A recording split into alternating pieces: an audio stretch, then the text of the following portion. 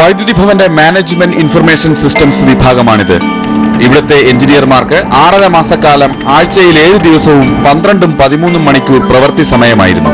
കാരണം അവർക്ക് കീഴടക്കേണ്ടിയിരുന്നത് മൈക്രോസോഫ്റ്റിനെ ആയിരുന്നു. ഒടുവിൽ വിജയിച്ചു. മൈക്രോസോഫ്റ്റിന്റെ ജ്യോതി എന്ന സോഫ്റ്റ്വെയറിന് ഇവർ ബദലുണ്ടാക്കി. പല മടങ്ങ് സുരക്ഷിതവും കാര്യക്ഷമവുമായ സോഫ്റ്റ്വെയർ. അതിന് ഇവർ നൽകിയ പേര് ഒരുമ. തിരുവനന്തപുരത്ത് കന്യാകുളങ്ങര ഇലക്ട്രിക്കൽ സെക്ഷനിലായിരുന്നു പരീക്ഷണം. 4 മാസം നീണ്ട പരീക്ഷണം പൂർണ്ണ വിജയം. തുടർന്ന് 10 സെക്ഷനിലേക്ക് കൂടി വ്യാപിപ്പിച്ചു. നിശബ്ദ വിപ്ലവത്തിന്റെ വിജയ നിമിഷങ്ങളിലാണിവർ. സംസ്ഥാനത്ത് ആകെയുള്ള 638 ഇലക്ട്രിക്കൽ സെക്ഷനുകളിൽ 177 ഇപ്പോൾ മൈക്രോസോഫ്റ്റിന്റെ ജ്യോതി എന്ന സോഫ്റ്റ്വെയർ ആണ് ഉപയോഗിക്കുന്നത്. ബാക്കിയുള്ള സ്ഥലത്തേക്ക് കൂടി വ്യാപിപ്പിക്കണമെങ്കിൽ ബോർഡിന് ചെലവാകുമായിരുന്നത് ലൈസൻസ് ഇനത്തിൽ മാത്രം 4 കോടി രൂപ.